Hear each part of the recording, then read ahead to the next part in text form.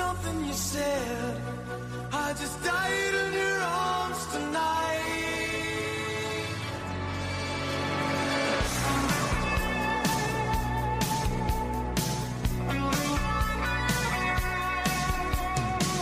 I keep looking for something I can't get. Broken hearts lie all around me, and I don't see an easy way to get out of this. The diary sits by the bedside table. The curtains are closed. The cat's in a cradle. Who would have thought that a boy like me could come to this? Oh, I just died in your arms tonight. It must have been something you said. I just died in your arms tonight. Oh, I just died in your arms tonight. It must have been some kind of kiss. I should have walked away. I should have walked away.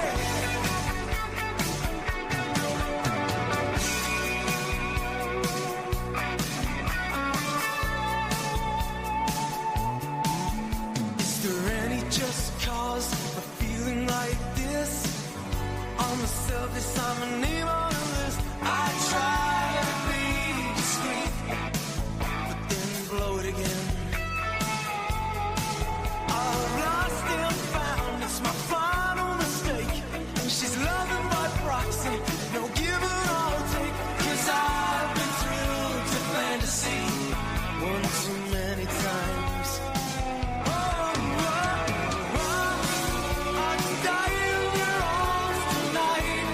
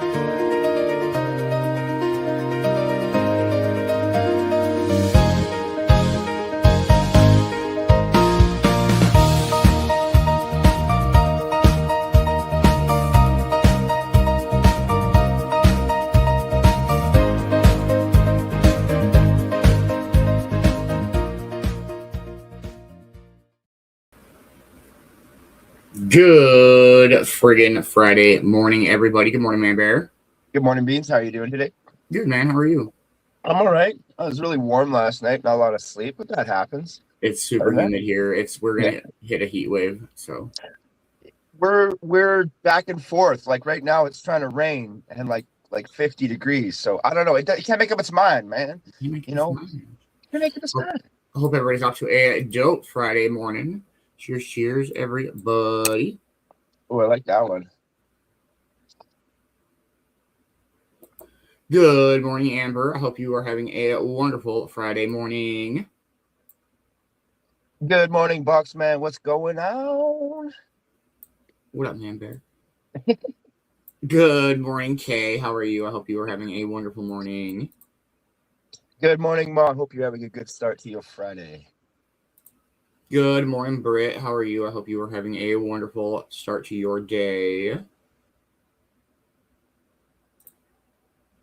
Good morning, DJ Ashley Stevens on this Feel Good Friday. Hope you all are doing well. A good afternoon, evening, face all. I hope you are having a wonderful day. Hope everybody's off to a great start to their day. We do have some time to wake and bake before 4:20. If you have not got your Getting Stoned word in, please do. We got Amber with Getting, Boxman with Stoned, Man Bear with Again, Kay with, Ma with My, Brittany with Only, and Ash with Friends. And your good Man Bear, I did get your word. Put mine in. I did. Yeah. That was good. All right. Just making sure, man. Cheers, everybody.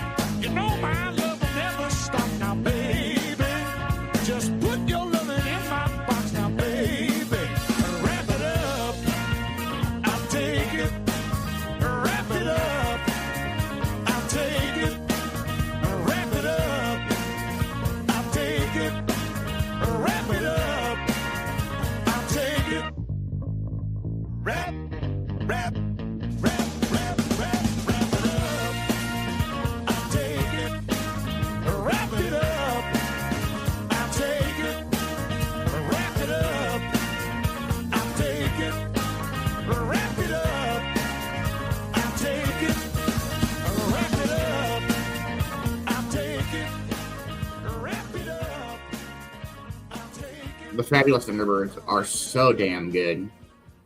Oh, that's an understatement. Come on. Yes, they are a super underrated band. I hope everybody's having a good start to their Friday.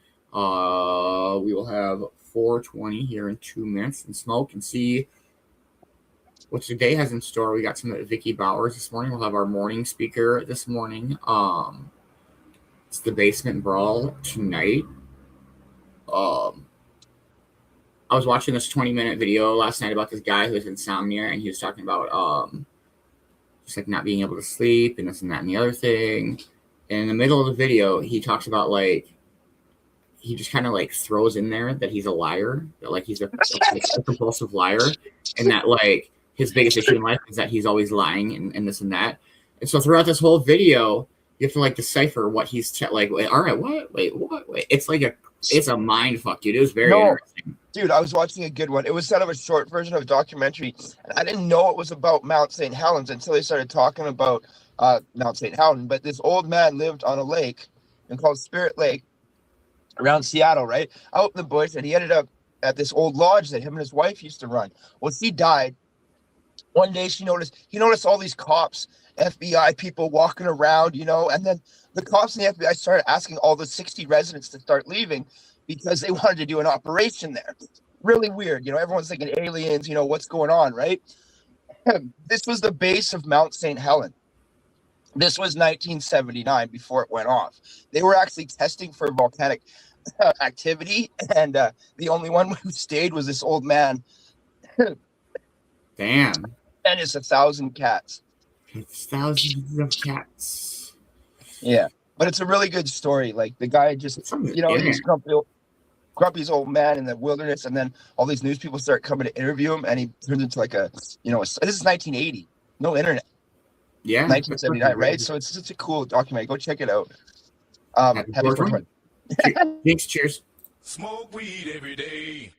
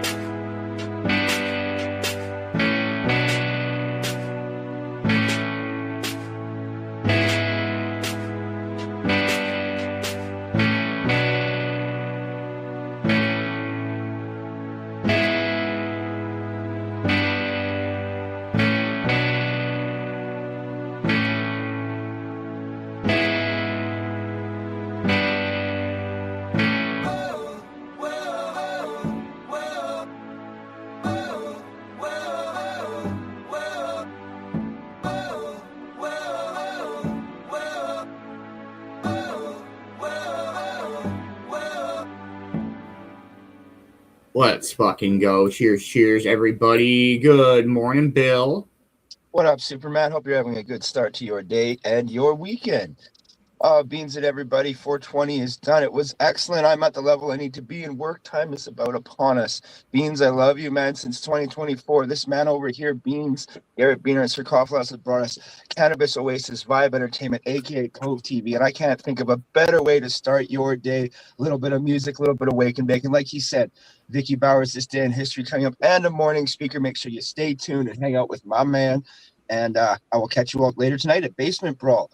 And make sure you all spread some love and positivity. Do something nice for yourself, something nice to share, something nice for your friends.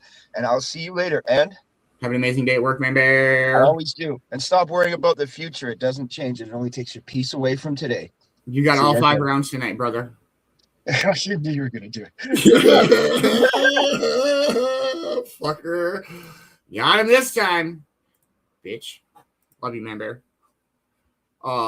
Yes, don't miss out on the Basement Brawl tonight. It is the final brawl of the month. Who will get the gold nucks? I don't know. Probably not me. But Manbear's totally gonna win all 5 rounds tonight.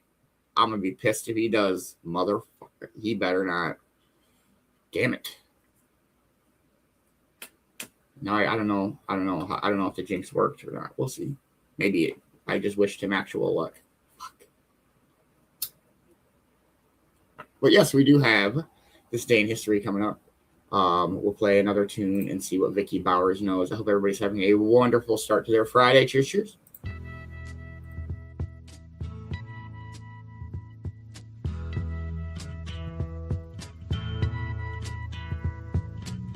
There's something happening here, but what it is ain't exactly clear.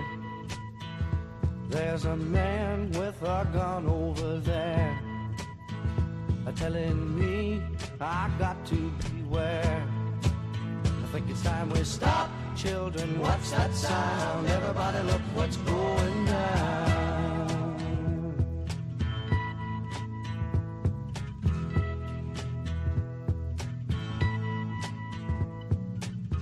There's battle lines being drawn. Nobody's right if everybody's wrong. Young people speaking their minds are getting so much resistance from behind. Time we stop. Hey, what's that sound? Everybody look what's going down.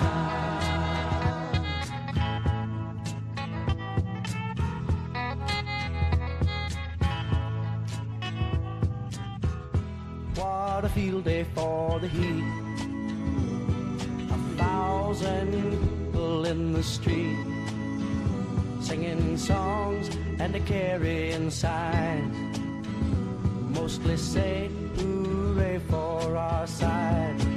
It's time we stop. Hey, what's that sound? Everybody look what's going down.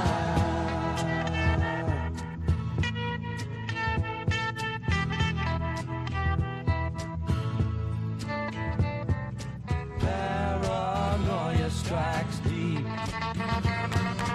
into your life, it will creep. It starts when you're always afraid. Step out of line, the man come and take you away. We better stop. Hey, what's that sound? Everybody look what's going down. Stop. Hey, what's that sound? Everybody look what's going. We better stop now. What's that sound? Everybody look what's going. We better stop. Children, what's that sound?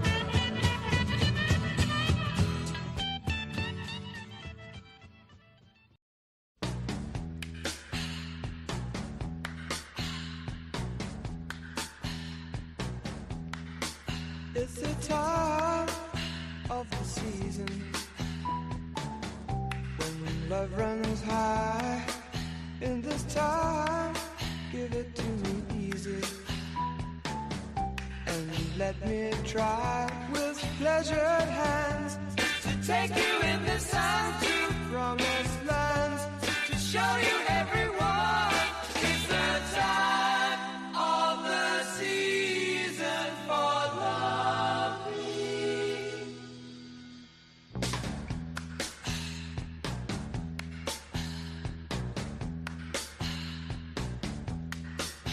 What's your name? Who's your daddy? Is he rich like me? Has he take us anytime to show you what you need to live? Tell it to me slowly. Tell you what I really want to know. It's the time of the season for loving.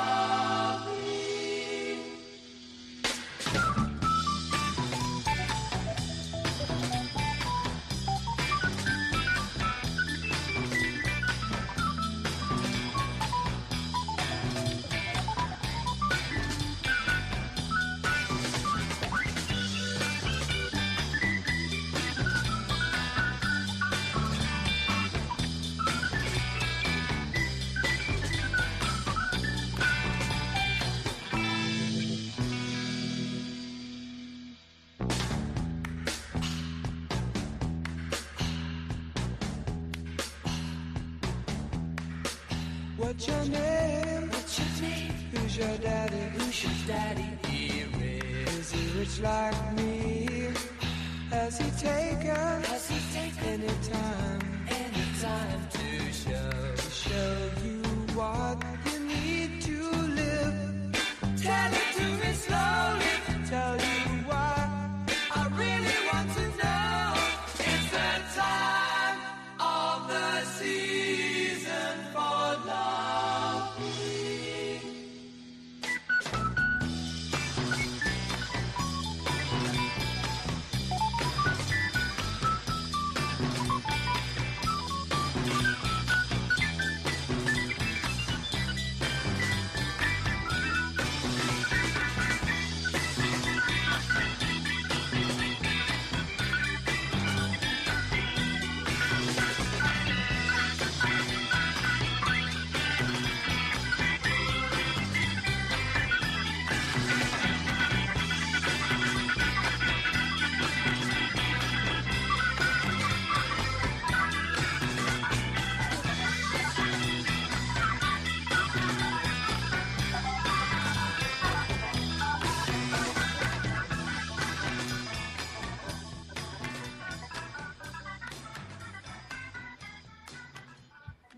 Well, absolutely, Britt. We'll find something for her.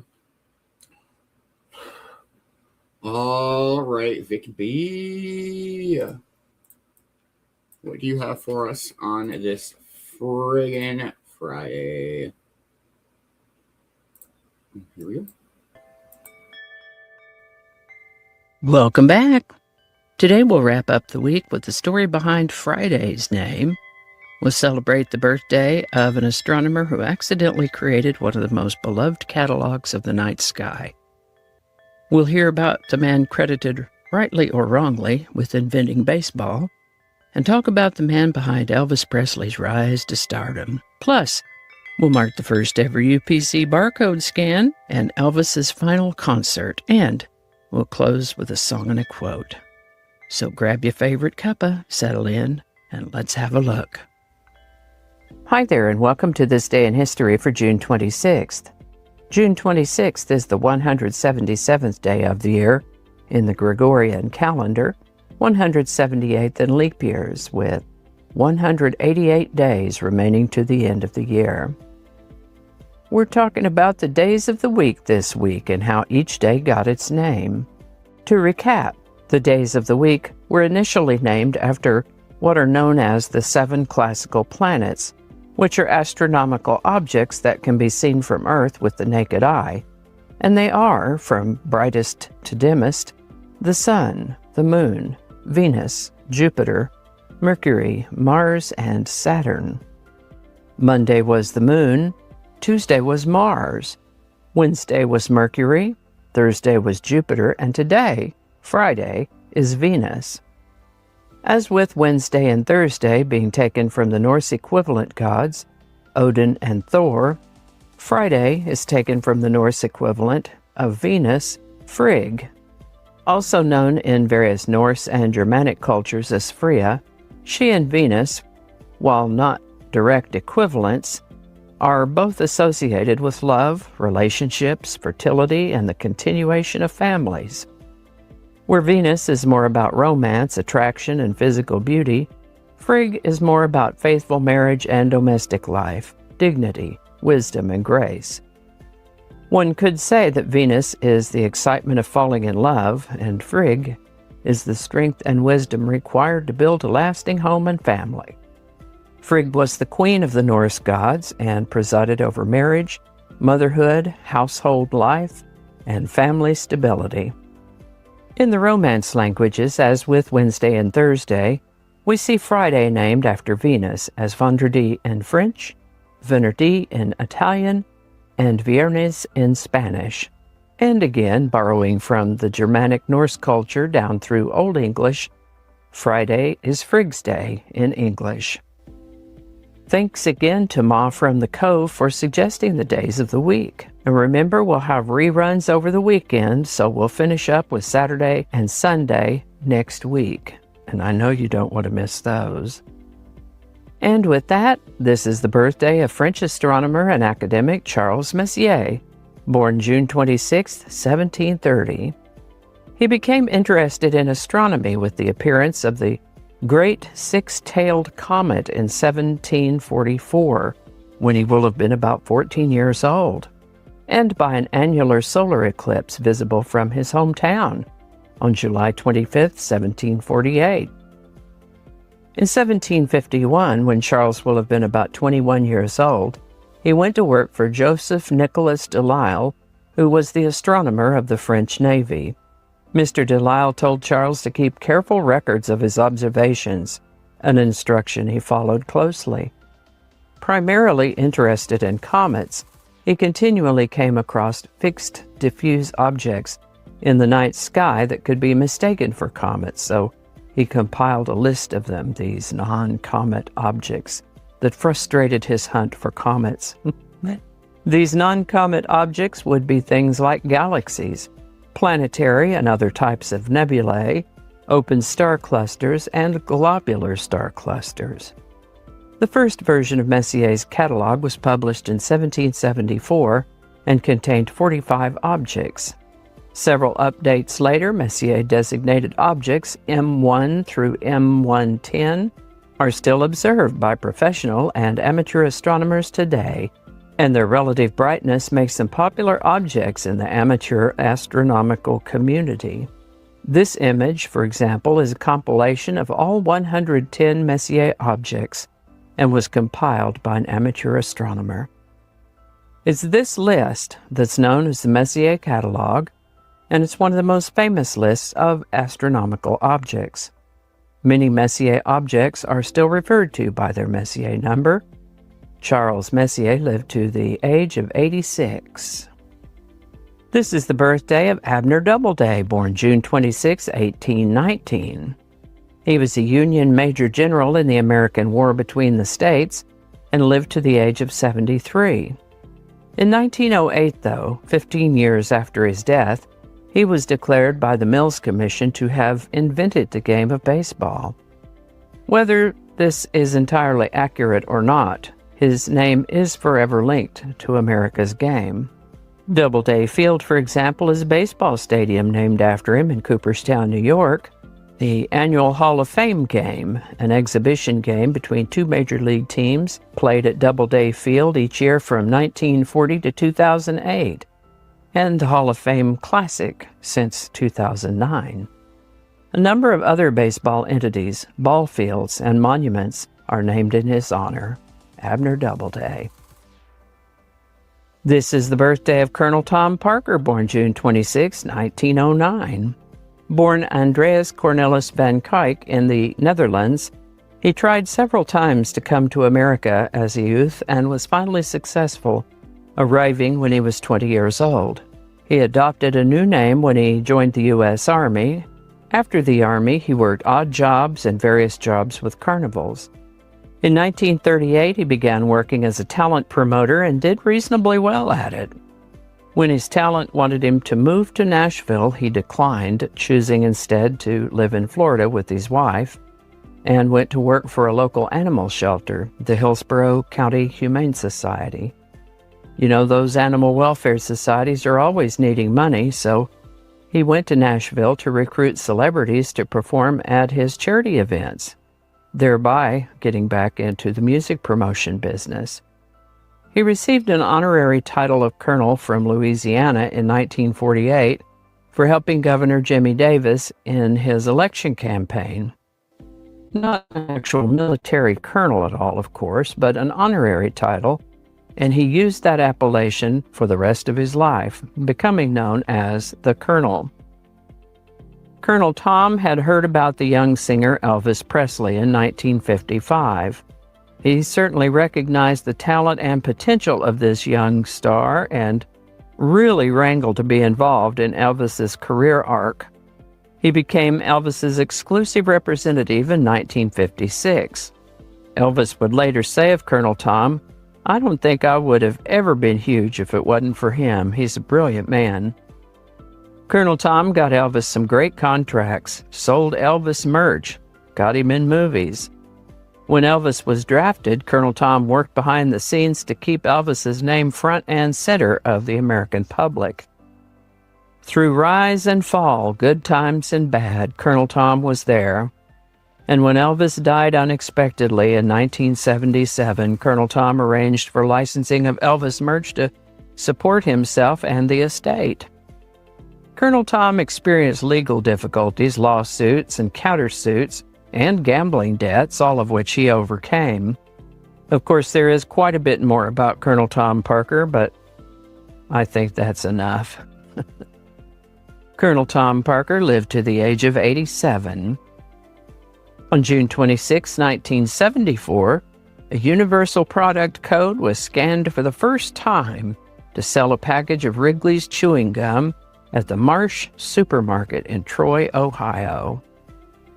Elvis Presley held his final concert on June 26, 1977, in Indianapolis, Indiana. Nobody could have guessed that it would be his last one. He passed away just under 2 months later on August 16, 1977.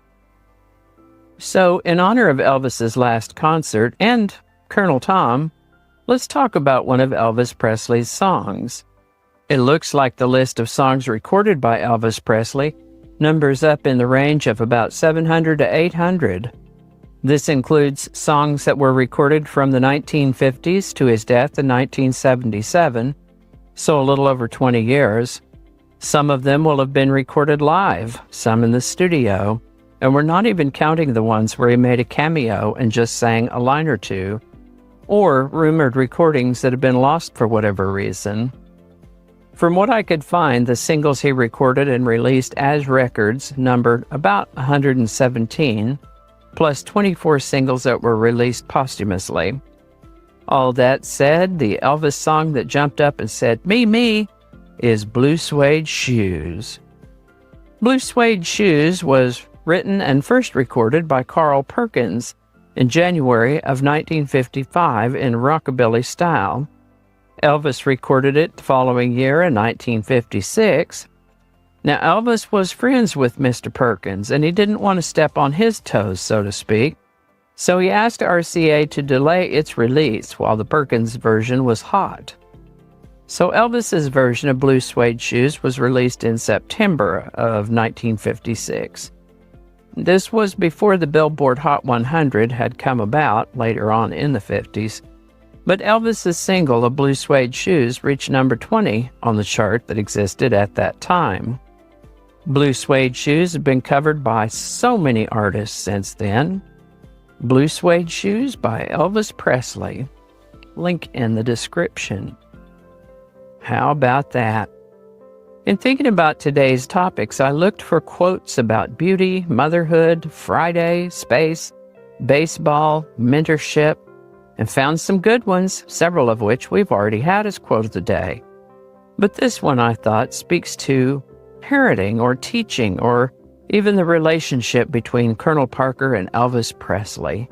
And it is: the delicate balance of mentoring someone is not creating them in your own image, but giving them the opportunity to create themselves.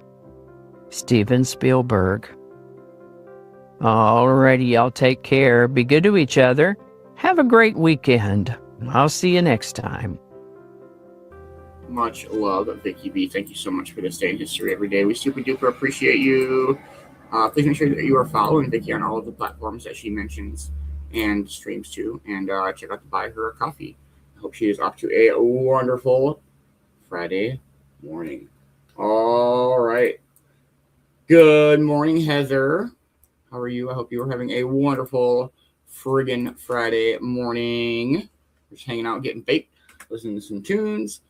Our song of the day. Cheers, cheers, everybody. Well, it's 1 for the money, 2 for the show, 3 to get ready. Now go, cat, go, but don't you step on my blue suede shoe. You can do anything but lay off of my blue suede shoe. Well, you can knock me down, step in my face, slander my name all over the place, and do anything that you wanna do. But honey, lay off of my shoes, and don't you step on my blue suede shoe. You can do anything but lay off of my blue suede shoe.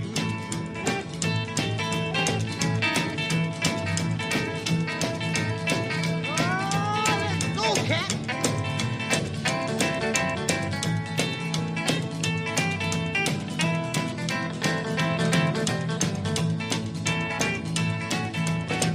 My house, steal my car, you drink my liquor from my old fruit jar, and do anything that you wanna do. But honey, lay off of them shoes, and don't you step on my blue suede shoe. You can do anything but lay off of my blue suede shoe. Right.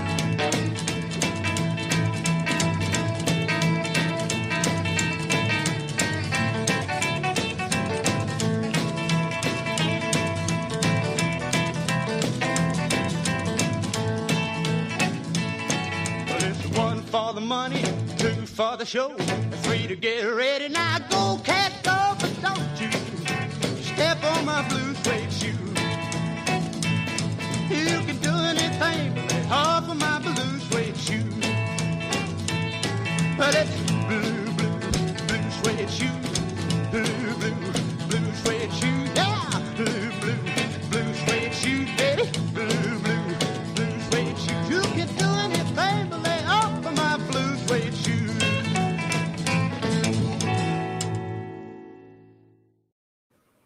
That's such a great song. Oh, man. If you need some motivation for the rest of your day, here you go. You a pussy ass bitch who needs some motivation. What's up, pussy ass bitch? Are your goals feeling too difficult so you don't want to show up today? Yeah, well, if goals were easy, they'd be called your mom. So get your ass up and work. Reminder that your 100% is someone else's 25%. So think about that the next time you want to give 0. Stop being a bitch. It's so great. Oh, that's right. So let's fucking go and get some shit done. I also have something cool to show. Can anybody name this song? You play a D. That one there. Perfect. You play an A next door. Jacob Collier is ridiculous. I'm on mute now. Could you play a G? That's the one. And a D. Can you try tremolando? Cool. Could you play a G? And you play a D. Okay, stop playing for a second. Dun, dun, dun, dun. Perfect. Okay, harp. G major, into a glissando from the bottom to the top of the harp. And 1, 2. Vibraphone, could you put a note at the top of that?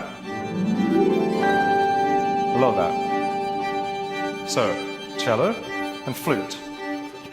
G, F sharp, E. Like that. Can you do that? Flute, can you play? You're going to go B, A, G. Like that. 3, go. Okay, you two stop. Everyone else keep going. You're going to be going for a while, I'm sorry.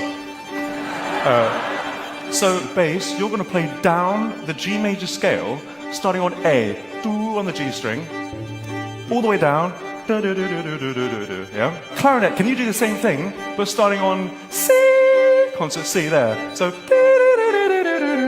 that makes sense? Yeah? Start on A, start on C. 1, 2, 3, go.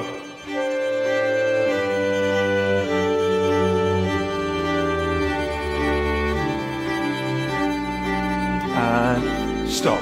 Okay. Give these musicians a round of applause. There you go. Come on now. Yeah.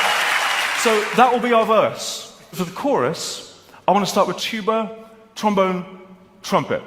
Tuba, can you play G, F sharp, E, D, C, D, G? Yeah, let's get it. Tubas are so great. I love tubas to death. It's good. It's good vibes. Trumpet 1.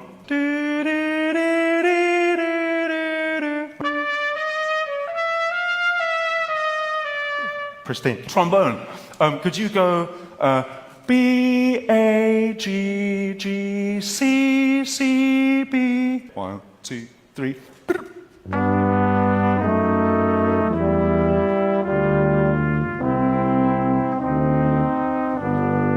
That's gorgeous. That's lovely. You're doing so well. You're doing so well. Does everyone have something to do? Okay. Well, you don't have something to do. You should have said no. Okay, so I'm going to give you a part. Your part is really simple. It goes, ra-da-da-da-da. Can I hear that? You're doing it like more drunkenly. Ready? And. That's exactly the vibe. That's the vibe I'm talking about. So on my signal, you go. Sublime. Okay, violins, you ready? 1, 2, 3, go. Violas, 2, 3, go. 1, 2. There's nothing you can do that can't be done. Nothing you can sing that can't be sung. There's nothing you can see, but you can learn how to play the game. It's easy. Plus, go, 3, and all you need is love. Go! All you need is love. Yeah! All you need is love. Love. Love is all you need. 1, 2, 3. Love, love, love. Ready? Go. Love, love, love. 2, 3, go. Love.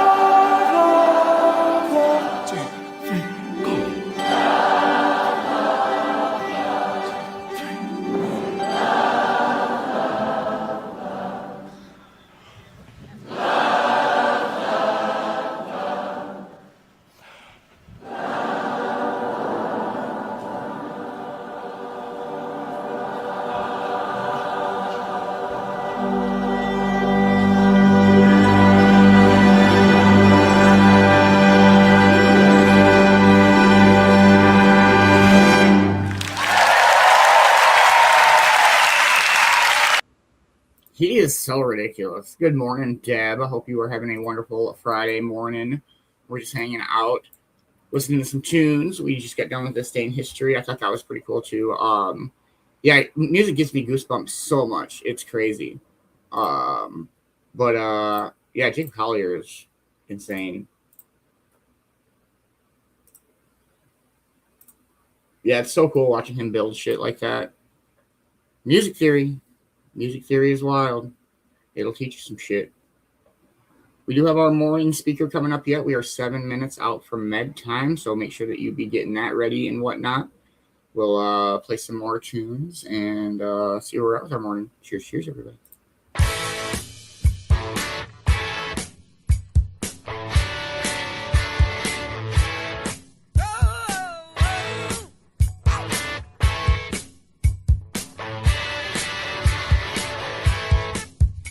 She stood in the street, smiling from her head to her feet.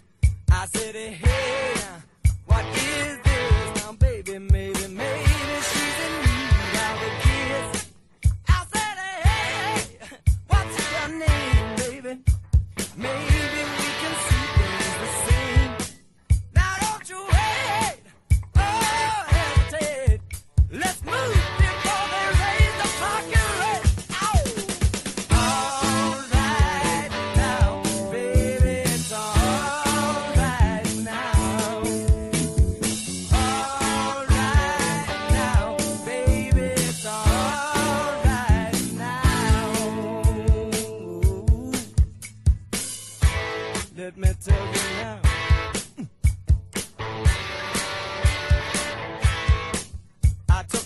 home to my place, watching every move on her face. She said, look, what's your game, baby? Are you trying to put me in shame? I said, slow, don't go so fast. Don't you think that love can last? She said, love, love above. Now you're trying to trick me in love. All right now, baby, it's all right now. All right now, baby, it's all right now. Yeah, it's all right now.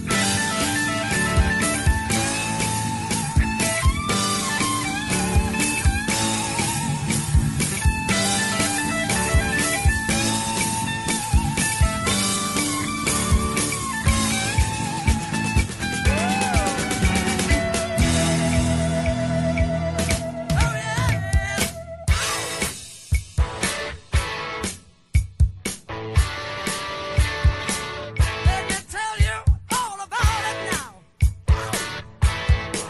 Yeah.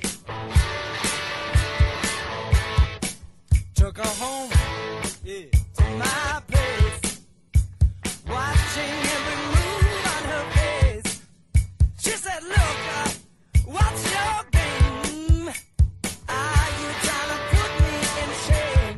Baby, I said, slow, slow, don't go so fast.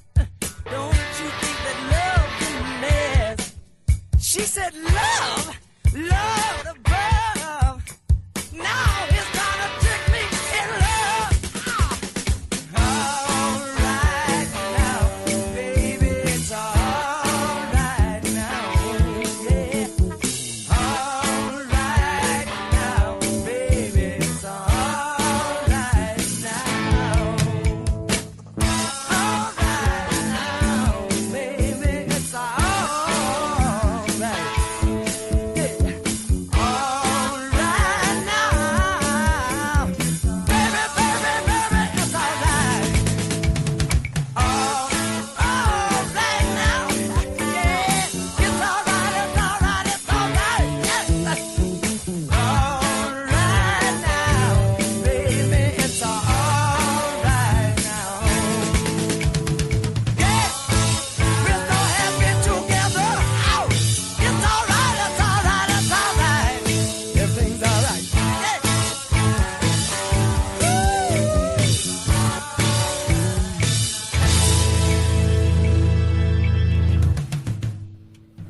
Hey, good morning, Angela. How are you, dear? Hope you are having a wonderful morning. We're just hanging out, listening to some music, smoking, and watching the sunrise. I do have our morning speaker picked out, and it is 1 minute out from med time. All right, we'll play one more song and dive into our morning speaker. Cheers, cheers, everybody.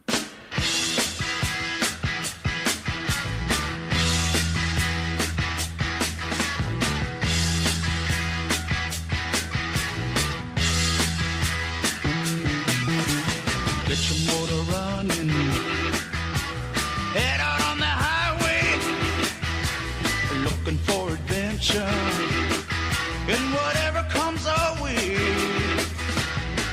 Yeah, darling, go make it happen. Take the world in a loving embrace. Fire all of the guns at once and explode into space. I like smoking lightning, heavy metal thunder, racing with the wind, and the feeling that I'm under. Yeah, I gotta go make it happen. Take the world in a loving embrace. Fire all of your guns at once and explode into space. Like a true nature's child, we were born to be wild. We can climb so high, I never wanna die. Born to be wild. Born to be wild.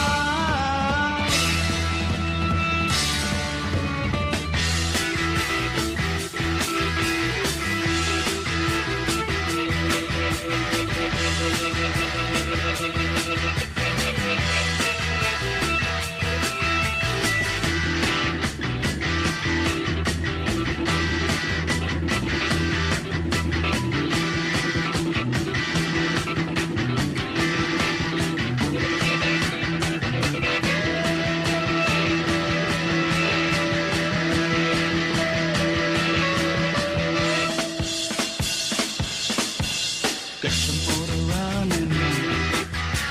Head out on the highway. We're looking for adventure. And whatever comes our way. Yeah, darling, go make it happen. Take the world in a loving embrace.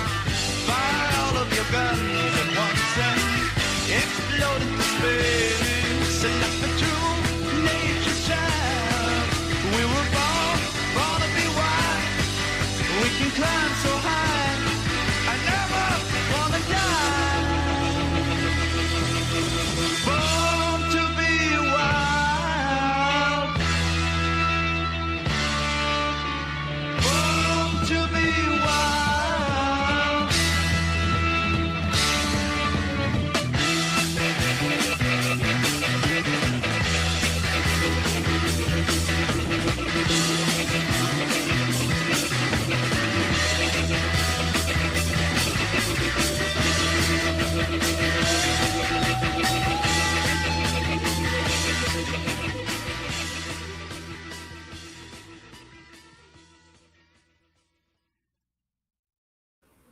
Yes, Ma, I believe you are right. I believe it's like a traffic light, stoplight type of a deal, like a train bridge crossing deal. It is med time. If you have morning meds to take, now is a good time to do so. I'm drinking and smoking on mine, and Morgan will take hers here after a bit. And Kate took hers before the show. All right, this morning's morning speaker, we're going to go with a Dr. K. This is a fairly newish one. Hope everybody's enjoying their morning. And here we go.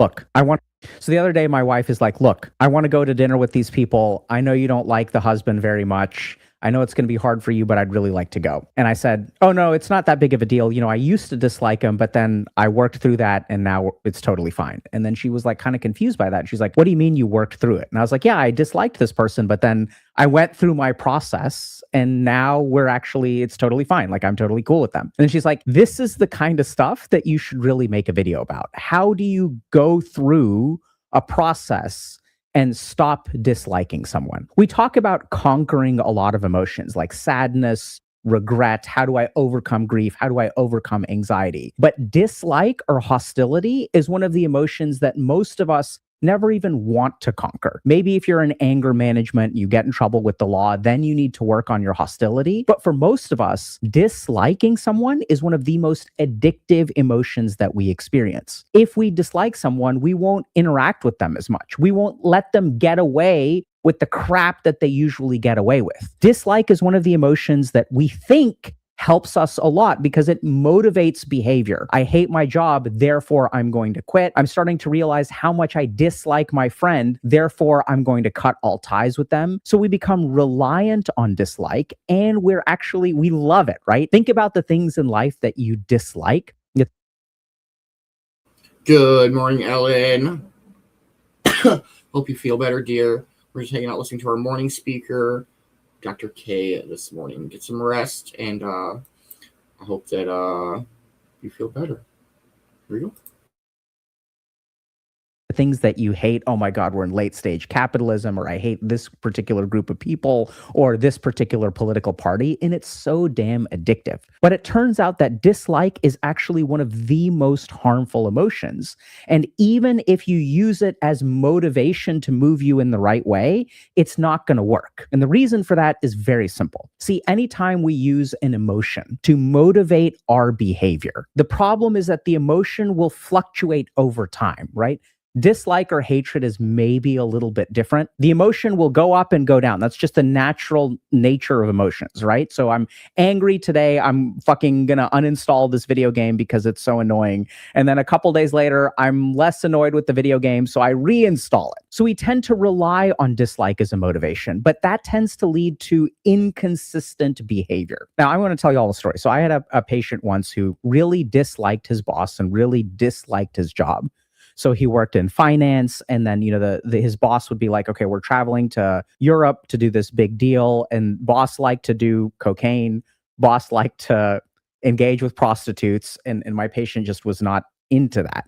So sort of disliked this guy, but the straw that kind of broke the camel's back was one day boss says, hey, we've got a client meeting at 8 a.m. I need you to be at the office at 6 a.m. I know it's early. I want to go over the presentation between 6 and 7 so that everything is buttoned up. Boss was supposed to look at the presentation the day before, got busy, who knows with what, maybe said cocaine or prostitutes. So it's like, I need you to be there at 6 so that we can go over everything, be ready by 7. We're going to leave at 7, go to the client's place. My patient, being a very, very good banker, shows up at 5:50, right, 10 minutes early, proceeds to wait for 40 minutes because boss is late. Boss shows up on the 48th floor of their building, is flustered, is late. It's 6:30. He's like, hey, I'm sorry that I'm late. Boss has keys to the office because this is before the reception people and things are there. So my patient has been waiting for 40 minutes outside of the office. That's bad enough. Then boss says, give me just a second. I really need to go pee. Runs down the hall and uses the bathroom while my patient is waiting outside. Doesn't even have the courtesy to let him in, and instead decides to go pee. This is the kind of thing that my patient absolutely hates. And you may have people in your life that you dislike because of these reasons. Because we love to dislike people. Disliking people is a huge problem, and it costs us so much that we don't even realize, because dislike is one of the most addictive emotions we have. So there's something called the hostile attribution bias. And basically, the more you dislike something, the more hostile you are towards it, the less clearly your mind functions. There are huge biases that start to enter your mind when you dislike someone. And if you've ever been on the receiving end of someone's dislike, once the professor or teacher or parent or one of your friends decides, someone in your social group decides that they dislike you, winning them over becomes incredibly difficult. They start to see all of the things that you're doing in the wrong light, and it feels like you can't win. Here's the crazy thing. When you dislike someone, there is an equal level of cognitive bias. And we don't quite realize how crucial this cognitive bias is. It shapes our perception. So it shapes even the way that we pick up particular bits of information. It shapes the way that we interpret that information. It even determines what our solution space is. So when you dislike someone, there may be certain methods that you can use to actually solve problems with them, which your mind will not let you see. And most importantly, dislike shapes our behavior. And generally speaking, all of these effects are in the negative direction. Hey y'all, if you want to learn more about different mental health concepts, check out Dr. K's guide. How does experience shape us as human beings? How do we strengthen the mind itself as an organ? So it doesn't really matter what studies you look at. It turns out that meditating for about 20 minutes a day is what we're shooting for. And if you want to go further with meditation, we just added a feature to help you build a consistent practice no matter where you are in your journey.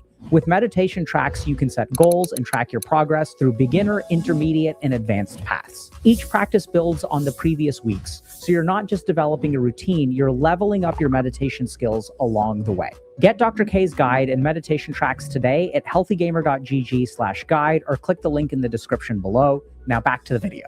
The more dislike and hostility that you have towards someone, the more it will affect your cardiovascular system, and this is associated with all kinds of negative physical health outcomes. Dislike is also associated with things like rumination. So I know this one sounds kind of weird, but even if I'm disliking this person over here, it turns out that disliking this person will affect my mental health in all of these other categories. So this is where things get a little bit tricky, but the more that I dislike someone, the more cortisol I have floating through my system, the more my stress system is activated, right? I don't like them. And the problem is that that cortisol lasts in our body for about 24 hours and shapes our thinking, shapes our ability to see in non-black and white. So cortisol basically makes our mind function in a black and white sort of way. And if you look at people who are hostile and engaged in a lot of dislike, they have a lot of difficulty seeing nuance. They have a lot of difficulty seeing shades of gray, and they have a lot of difficulty solving problems effectively. So even though we're addicted to hostility and disliking things, turns out really doesn't help us. So how do we deal with this? This is where a lot of the research on hostility and disliking someone also talks about forgiveness. So here are a couple of studies that analyze the role of forgiveness, self-forgiveness in reducing hostility, being able to forgive other people. And this is where I have to depart from the literature a little bit. Even though there are a lot of good studies that show the value of forgiveness, in my mind, there is a separation between forgiving someone and not disliking them. So Hey, what up, man? How are you? I hope you were having a wonderful Friday morning. We're just hanging out listening to our morning speaker, Dr. K, this morning. Hope everybody's enjoying their morning so far. This is a really good speaker. Here we go. think we get actually all of the health benefits from removing the dislike without even necessarily forgiving them. Because a lot of the people that I work with will sort of fall into this trap of, okay, I hate this person. Now I have to forgive them. But once I forgive them, I'm opening the door to their crappy behavior. So they sort of oscillate between forgiveness and dislike, and then it doesn't end up working well. And I think the reason it doesn't work well is because of the fundamental way that emotions work. So if I am relating to you in an emotional way, if I let my emotions dictate how I react to you, if that emotion changes, my behavior will change. And this is what's really tricky. A lot of times that forgiveness is actually driven by guilt. So I dislike you, I'm never going to talk to you again. Now I feel guilty. Now I feel bad. Now I feel some degree of compassion for you. And I'm controlled by that emotion as well. So I forgive you. I let you back into my life. And then you end up hurting me in the same way again. So many of the people that I've worked with really don't want to forgive. I've had plenty of patients who have suffered all kinds of abuse. And so forgiveness seems like something that is like really, really hard to do. But the real problem with forgiveness isn't the forgiveness itself. It's the behaviors that we start tolerating when we forgive someone. So I have this process that I go through to stop disliking someone. And I find that this process is really helpful, not only for me in my own mental state, reduces my rumination, reduces my stress, hopefully improves my cardiovascular health, but it actually allows me to deal with the person way more effectively. And the reason for that is because I'm looking at them with a tranquil mind, right? So internally, I'm not letting my dislike color my perception. I see them for who they are. And this is what's really interesting. What I try to do is be as judgmental as possible without disliking them at all. So I want to judge their actions dispassionately. I want to be able to look at their behaviors and their patterns and not get bent out of shape because they're behaving a certain way. I even do this when I play video games, right? So if I'm playing a game of Dota 2 where people are like doing things that are really stupid, if you dislike this person and you let your dislike get in the way, it actually narrows your solution space. You don't see how just because this person is feeding in a particular lane, you don't see how, okay, the reason they're feeding in a lane is because they're bad. And since we're all at the same rank, everybody is bad.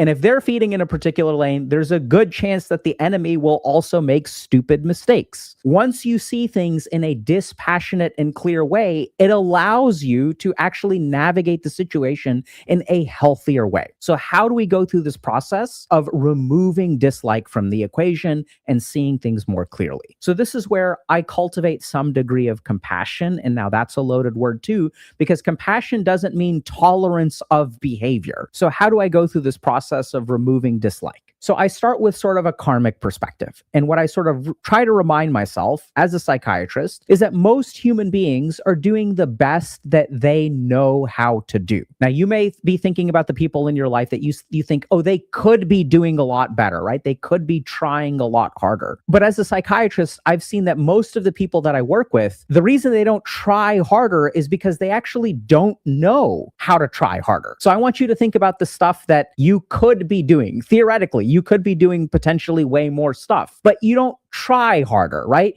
You sort of try in a really, like you try really hard, but from the outside, it may not look like you're trying very hard at all. And I've realized that this is like universal for the human condition, and that most human beings on the planet do about as well as they know how to do. I've worked with some people who are incredibly narcissistic, incredibly sociopathic, and I used to dislike them. Now what I've discovered is through some degree of compassion, I recognize, okay, this person hasn't done the personal work that they really need to do to fix this narcissism, to sort of learn how to relate to people in a healthier way.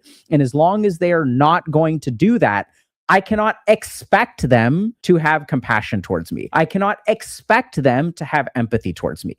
That even though this person is behaving in a very inappropriate way, once I recognize that every human being on the planet has their own karma, they were born in a particular place with a particular set of genetics, they were raised with certain expectations, they were shaped by their experiences, and it has resulted in this mess of a human being. I can expect them to behave in a narcissistic and sociopathic way because that's who they are. Now, I want y'all to pay attention to a couple of subtleties here. When I take this attitude, it helps me interact with them even better. The first thing is that my expectations become really, really, really low because I made a judgment, right? With a clear head, I've sort of said, okay, this is what this person is capable of. I'm not going to expect more from them. So when I take this attitude, and I think it is somewhat compassionate and there's some amount of forgiveness, I sort of forgive them for being the person that they are. And I can even to a certain degree forgive their actions, but it doesn't remove my judgment from the equation. So let's come up with a long-term plan to remove ourselves from this person and the equation. And this is the key thing. If y'all struggle with developing long-term plans and following through with those long-term plans, the number one reason is your emotions. Any plan that we make based on an emotion will fluctuate with our motivation. And so if we want to be able to follow through and solve our problems, we need to remove emotion from the equation, and dislike is at the top of the list. So how do we do that? So very concretely, I want you to think about one thing or person in your life that you dislike. And I want you to think about all of the circumstances that made them this way. And then what I want you to try to do is recognize that, okay, this person maybe even is being an asshole on purpose. It's not that they're like have no free will, but they have lived a life where they have learned to be assholes, where they are rewarded for being assholes. So why would I expect them to be any different? And once you realize who they really are or what the situation really is, I want you to take a deep breath and sort of have some compassion towards it, right? So how do you practically do this? Like I said, start with sort of a karmic perspective. Recognize that this person is the way they are. They're entitled asshole because they have lived a life where that kind of behavior has been rewarded. Maybe their parents were somewhat narcissistic, so they inherited a set of genes. They are surrounded by people who tolerate this behavior, so it just gets worse over time. But even then, if you sort of think about it, the things that you dislike about them have been selected for in their life. So once you sort of notice that they are the way that they are, that this is basically in their nature, and even if they have the capacity to change, for whatever reason, they have chosen not to, which is fine. They get to live their life the way they want to live it. You get to live your life the way you want to live it. Once you have that sort of weird sense of compassion or acceptance, once you realize who they are, think about your situation dispassionately and start to develop a plan. How am I going to deal with this person? I'm not going to wish they were different, right? Because that doesn't really help you very much. It's not a good way to go through life, wishing the people around you were different. This is the way that this person is. Accept it as a fact. Do it dispassionately. You don't have to get butthurt about it. Now the question is, how are you going to deal with this person? And this is where there are all kinds of things that people are stunned by. You may have to tolerate some amount of interaction with them, which is fine. But you're going to tolerate that interaction. Every day you're going to go into work. You're not going to like them very much. That's just who they are. But you're not going to let it disturb your tranquility. Once you realize that your life does not have to be shaped around this dislike, that's when you find real freedom. That's when you start to develop long-term plans and the capacity for follow-through. And the most important thing about this is that when we dislike someone, people are usually aware of it on some level. And so oftentimes the people that we dislike will alter their behavior to rope us in some way. So your boss realizes they are being a little bit of an asshole. So they say, hey, you did a really great job, but here's a huge bonus. You know, you're a really strong worker. Even the people that you dislike will sometimes do things that are kind to you. But if you are letting the dislike navigate that relationship, then that force will go down and you'll let them back into your life. So oftentimes what I tend to do when there are people like this is the people that I dislike will frequently, as I start to distance myself and move away, start to live my own life, they will reach out to me. They'll be like, hey, do you want to do a collaboration? I've got this great idea. Do you want to do a partnership? Do you want to do this? And you're like, hey, that sounds like a really great idea. Let's talk about it. Hey, I'm sorry. This is not something I have the bandwidth for. Good luck to you.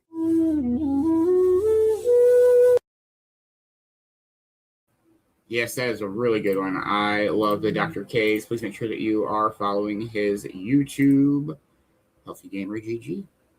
All right. Let's see what else we got for tunes today. We'll do this one.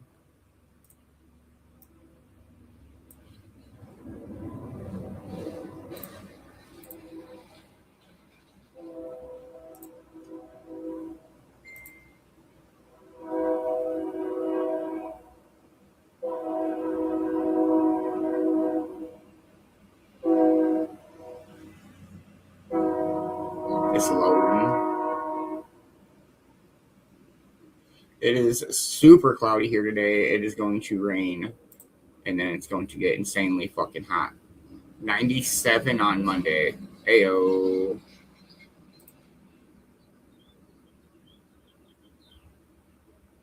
Ooh, what the fridge? Shit's taking forever.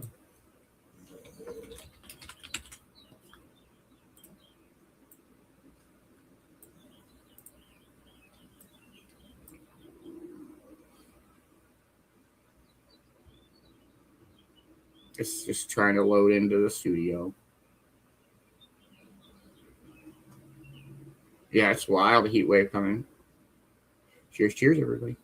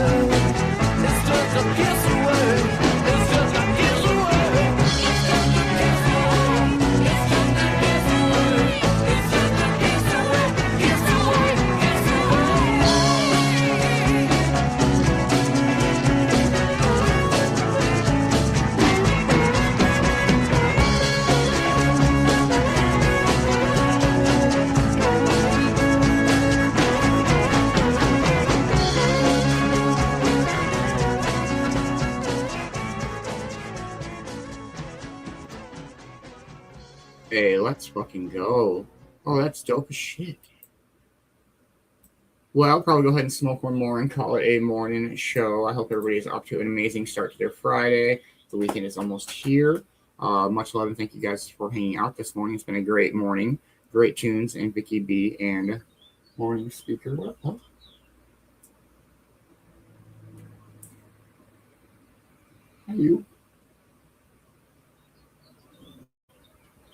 You gonna get up or not? Okay.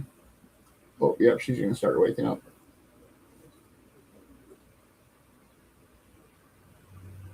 Maybe.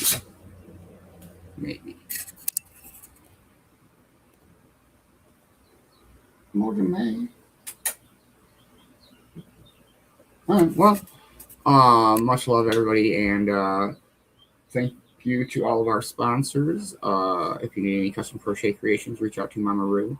If you need any custom embroidery or quilting work done, reach out to Mama Beanz. Make sure that you are following Vicki B on all the platforms that she streams to. And if you need further treats, reach out to the one and only Kay from Canaan's Kitchen. Much love, Draker. Drake. Yep, now she's starting to wake up. Like a whole belly. Hey, bear. And she gets stuck like a turtle like that. She has to like throw her body over to like get back on her feet. Don't miss out on the brawl tonight. For those I won't see tonight, I'll see you tomorrow morning. Cove-TV morning show, 8 a.m. Eastern time every single day of the week. Let's fucking go. With that being said, have an amazing rest of your day and much love, everybody.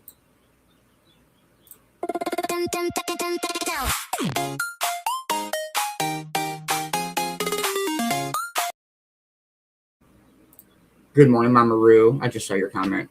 I was watching Morgan. Hope you're having a wonderful morning, dear. We're just catching the end. You're just catching the show. Cheers.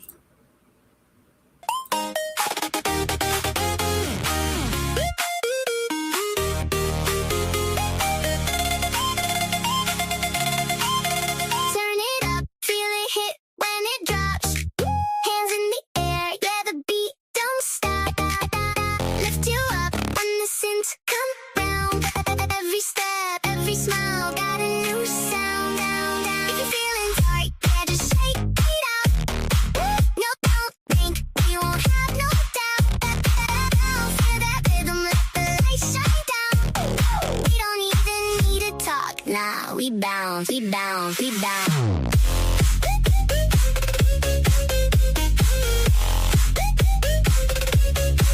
We bounce.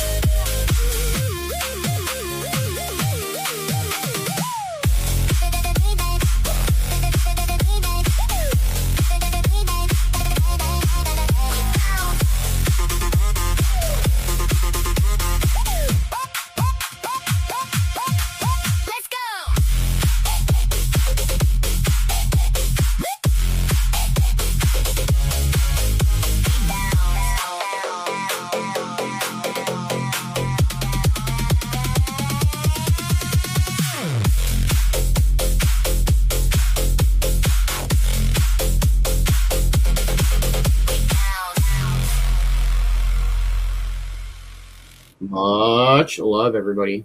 Catch you later.